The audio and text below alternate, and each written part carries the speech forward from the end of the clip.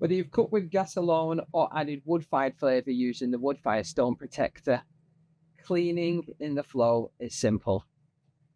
Use a thermal clean. By running the oven hot, you burn the food residue away. Allow the oven to cool fully before brushing away any sort of ash, and then use a wire brush for stubborn debris and a soft brush finishing. Remember, never use water at all on the pizza stove. The stone is porous and moisture can cause it to crack when reheated.